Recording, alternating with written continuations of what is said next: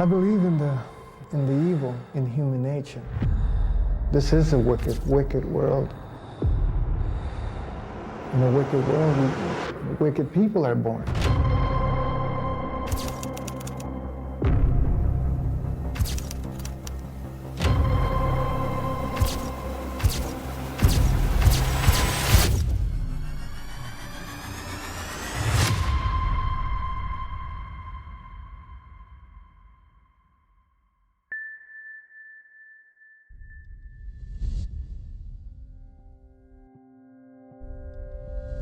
Вечером в среду в одном из глухих уголков парка нашли бездыханное тело 11-летнего Антона. Его обнаружили в глубоком колодце на территории парка.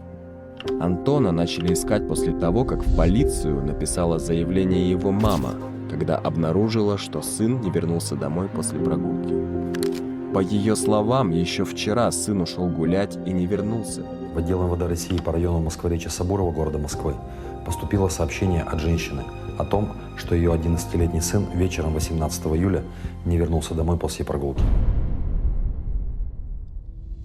Некоторое время спустя в Москве задержали 13-летнего школьника за подозрение в жестоком убийстве приятеля. Как выяснилось, малолетний преступник нанес Антону 12 ударов ножом. Выжить после таких ранений было просто невозможно. Что же толкнуло ребенка на жестокое убийство?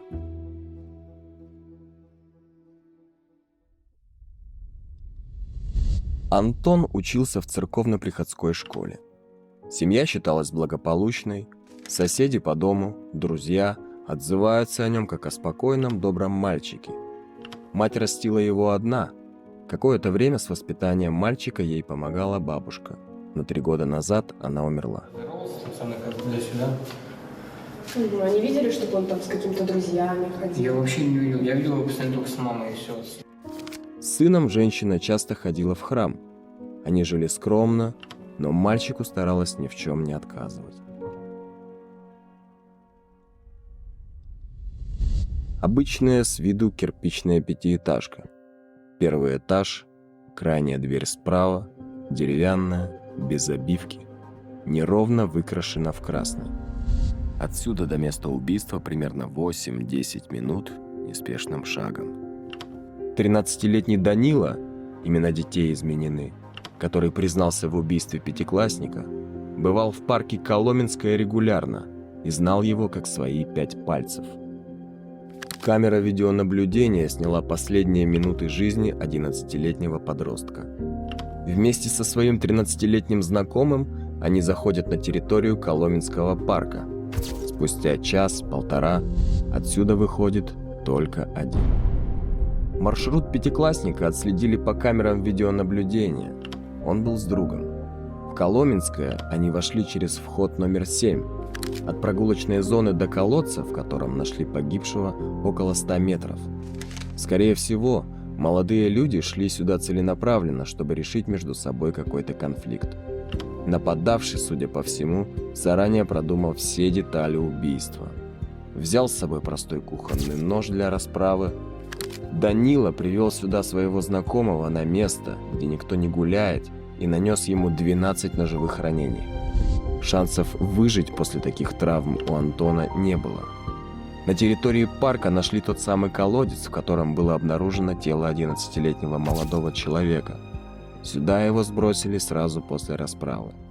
Естественно, подросток сразу попал в список подозреваемых.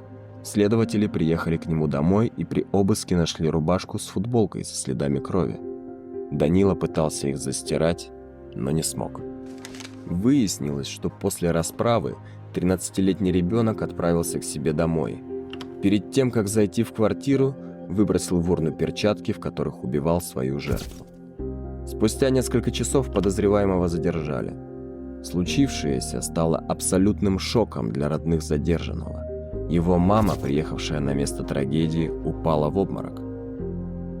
В ходе проведенных поисковых мероприятий 19 июля около 17 часов сотрудниками полиции тело мальчика было обнаружено в коллекторе Коломенского парка с признаками насильственной смерти.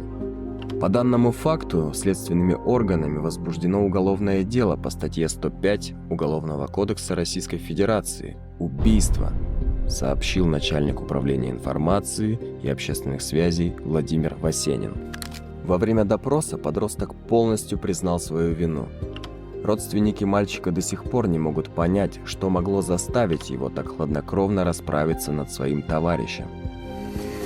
Резонанс вообще в моей голове какой он вообще спокойный человек. Как учился со сверстниками, как общался? Да учился хорошо. Рассказал Анатолий, брат подозреваемого. Как стало известно, задержанный школьник и его жертва учились в разных учебных заведениях. Первый в 7 классе обычной школы, второй в 5 классе гимназии. Жили они, однако, по соседству, в пределах пешей доступности. Видимо, конфликт начался именно во дворе. Известно, что младший подросток любил гулять по району и периодически задирал других детей. Ребята познакомились либо в парке, либо на улице, и иногда проводили свободное время вместе. Мотивы, о которых говорит мальчик, максимально странны. Мол, давно дружили, но часто ссорились. В парке снова повздорили, и я Антона зарезал. Смущает, что, во-первых, кухонный нож Данила принес с собой из дома. Второе. Убийство произошло у коллектора, куда удобно было кинуть труп. Третье. 12 ударов ножом случайно сделать сложно. Психолог Екатерина Алексеева в интервью озвучила мнение, что это было заранее спланированное хладнокровное убийство. Известно, что Данила – младший ребенок в многодетной семье. Всего их 4. Квартира, в которой живет семья, бывшая коммуналка, состоящая из 3 комнат. Но Надежда с детьми живет в одной комнате. 2 остальные принадлежат другому человеку и сдаются в аренду. Контингент постоянно меняется, но в целом соседи попадались не слишком благополучные и пьющие. Вот в таких условиях мальчик и растет, резюмирует соседка Светлана Акимовна. Данилу жильцы называют странным. Ну, он как-то не от мира сего, мне кажется. Грубо так. Он разговаривает, общается нормально? Ну, со школьниками мало, я вижу, и друзей у него практически нету. Он очень хороший мальчишка, добрый, очень хороший. И добрый, чересчур добрый. Никогда не видели, чтобы он с кем-то дружил, гулял. Со школы ребят тоже с ним не видел, а другие ребята с ним не хотели общаться. Хотя если с ним поговорить, он начитанный, математику хорошо знает. Он добрый. Однажды, продолжает Светлана Акимовна, которая из-за травмы ноги перемещается только с ходунками, у меня кончились продукты. Родственники не успели привезти, а я кушать хочу. Попросила мальчишку хлеб купить. Так он принес мне не только хлеба, но и колбаски, овощей. Не знаю, где взял. Я ему говорю: «Спасибо тебе, золотце, какой же ты хороший». В Коломенское Данила ходил регулярно. Один. Знал все тамошние закоулки. Как-то раз умилил жильцов дома. Выкопал с парковой клумбы несколько кустиков цветов и посадил на газоне у дома. В то, что Данила мог убить другого мальчика, соседи до сих пор не могут поверить. Всплески агрессии за ним никто никогда не замечал. При этом все жители подъезда рассказывают о суровом характере матери. Очень грубая и резкая женщина. Она сына когда-нибудь била? Такого не слышали, не знаем. Но старшая дочь от них давно съехала, не смогла в такой обстановке жить. И с тех пор, уже года 4, вообще ни с кем из них не общается. У 13-летнего подозреваемого сложная судьба. Он пережил смерть близкого человека и болезнь. Об этом и о возможных причинах трагедии рассказала подруга семьи нападавшего. У Данила отец умер в 2021 году после тяжелой болезни. Мальчик его очень любил, был к нему очень привязан. Думаю, что именно это могло его травмировать. Наверное, психологически не смог смириться с этим. Потом мама Дани начала жить с другим мужчиной, сербом, у него были дети от другого брака. По словам Валентины, у Дани есть несколько сводных сестер и братьев. Один из них употреблял наркотики и отбывал за это наказание. Вся семья мальчика из 5-6 человек жила вместе. Школьник в здравом уме не мог такое сделать. Говорят, что и бутылку пластиковую нашли на месте преступления. Даня намучился из-за старшего брата. Его и в интернат отдавали. Даня с мамой мечтали, что встанут на очередь и получат свою жилплощадь, рассказала москвичка. Как говорит Валентина, школьник мог насмотреться на то, что происходит у него дома, и в состоянии агрессии напасть на Антона. Думаю, что такую жестокость спровоцировала и смерть отца. Его мама раньше никогда не работала, но деньги у них раньше водились. Папа Дани хорошо зарабатывал. А когда муж умер, то она начала сразу искать работу. Нашла за какие-то копейки. Все это мальчик в голове, наверное, прокручивал, добавила подруга семьи. О трагедии в парке Коломенское Валентина узнала только на 3-й день. Она до сих пор в шоке от произошедшего. Я еле-еле работаю после новости о смерти.